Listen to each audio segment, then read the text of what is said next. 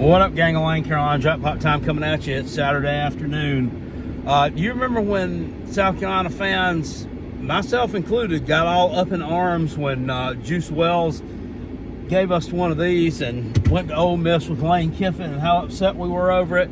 Yeah. What's Juice Wells doing today? Proving that most sports fans overreact to shit. They really do. This guy's not any good. He's not any good.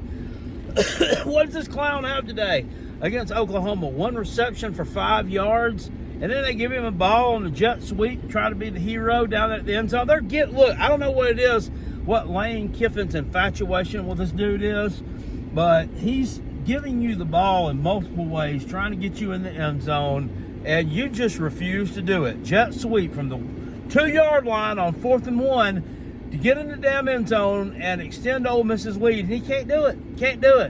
Loses yardage, and they turn the ball back over to Oklahoma. Currently now, Oklahoma up 14-10 on the road at Ole Miss at halftime. Remind me also, too, this is why I say every week that I'm going to stop gambling on sports, and every fucking week I lie about it because I go back and do it again the next damn week. I had the over 24.5 first half total for these two teams in this shitburger game, and they end up at 24. You know, I thought, well, Oklahoma's coming out with a new offensive coordinator. They might score a couple of touchdowns. Yeah, well, they did. But Ole Miss play like shit. They play like shit. How did South Carolina lose to this team 27-3 again? Please tell me, because I'd like to know. We supposedly have a good defense. I don't know. Does it mean South Carolina's defense is not as good as it's supposed to be? It's cracked up to be? I don't know. It wasn't right that day. I don't know. Does it mean that Ole Miss is not playing well today? It may mean that too. They also didn't play well against Kentucky. I don't know. I'm pissed about it though. Real mad. Big mad.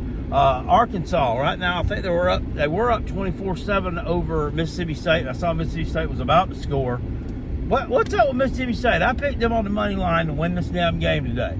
Get up off the mat and finally win one. This is your chance to win one. You hung in there with Texas for a while. I mean, not really. You covered the spread, though. You kind of hung in there with Georgia. You hang around with Texas A&M.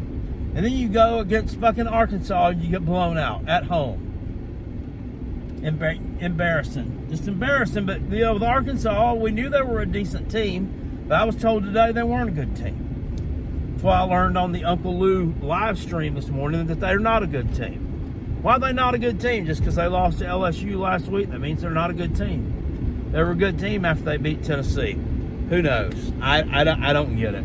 I don't get it with these teams. They drive me nuts. North Carolina up 17-6, I think it was, on Virginia. I almost bet on them. Of course, I didn't. Of course, the one that I almost bet on is the one that's actually doing well. One I didn't bet on, Notre Dame Navy.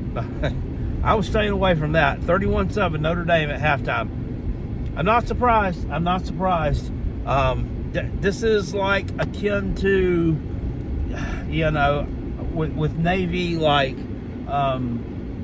being the nerdy average dude in school who is dating this hot girl for a while and we don't know why, and it keeps on and on and on, and finally the jock finally takes her back and starts pounding that beaver and just pushes the little nerd off a cliff somewhere. That's kind of what, and I'm not saying Navy's a bunch of nerds, but you get the analogy there.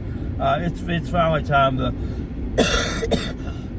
cream of the crop's kind of stepped up a little bit here, and Navy's getting annihilated, which between those two service academy teams, I think Army's a much better team. I think they're more physical. I like their offense better. I especially like their defense better. Navy's turned the ball over, 2 or 3 times. Very uncharacteristic of them. Notre Dame is rolling. They're going to blow them out, unfortunately. What else is going on? What else is going on that I've seen there? Nebraska and Ohio State. Nebraska kind of hanging around a little bit, I guess. Indiana and Washington. Indiana's out in front, but Washington's still hanging with them, doing better than Nebraska did last week. So Other than that, this noon game slate, it's pretty mid. This is one of the more, well, it's not mid, it's just downright shitty. It's one of the worst slates that I've seen probably this year. It's because the Gamecocks aren't involved in it. Gamecocks aren't involved in it. Clemson's not involved in it. I'm not saying that Clemson's a great team, but I do love to hate on them and bitch about them a lot. So, Virginia Tech, Georgia Tech. Georgia Tech hanging around and keeping that one tight. It was 14-6 in the third quarter. Can they, without Haynes King, continue to, keep enough points on the board there to stay within striking distance of Virginia Tech? We'll see. We'll see. I think these 3:30 games are going to be a lot better, and those are the ones I'm really looking forward to. But yeah, Juice Wells, South Carolina Gamecock fans, we all overreacted to losing this guy.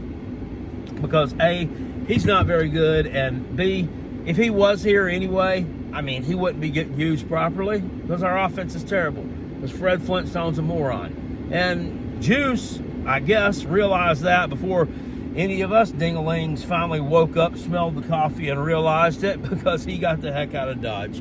Anyway, I'll see you all later on. There's a live stream tonight. 7 o'clock. Going to be live streaming the primetime games, which does include LSU and Texas A&M. Gig 'em, bitches. I'll see y'all at 7 o'clock tonight. Go Gamecocks. Woo!